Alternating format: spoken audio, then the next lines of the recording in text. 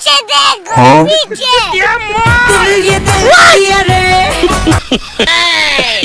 বুকের ভেতরে কি ঢোকালে বউ? কই কই কিছু না তো।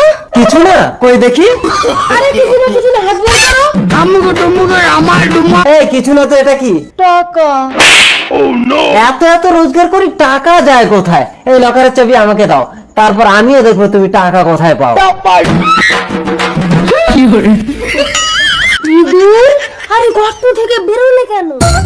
ভাবি, তোমার সঙ্গে লাইন করে সামান্য কটা টাকার জন্য বউ বাচ্চা ছেড়ে খাটের তলায় জীবন কাটায়। ইঁদুর, লাইন কাটছো কেন? আমি কি টাকা দেবো না বলেছি? টাকাটা দেবে কি করে? লকারের চাবি তো দাদার কাছে। স্বামী কি তাহলে কাজে যায়নি? আড়াল থেকে ইঁদুরকে দেখে নিয়েছে। খুলছি স্বামী, খুলছি। এই তুমি কে? মিয়াও। আমি ইঁদুরের বউ। কই কই আমার ইঁদুর কই? আরে ম্যাও, তুমি কেন এসেছো? এই ইঁদুর, মেয়েকে ভয় পাস না?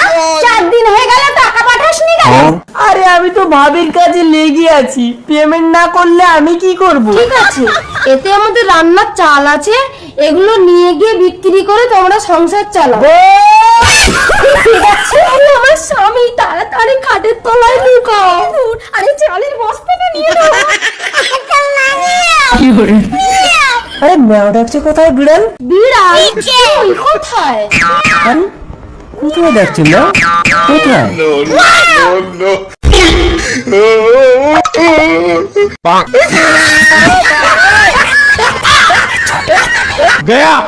প্রভু, খাটের তলায় কাকে যেন দেখলাম। আমি তো আর একটা ভাতার পুষেছি না।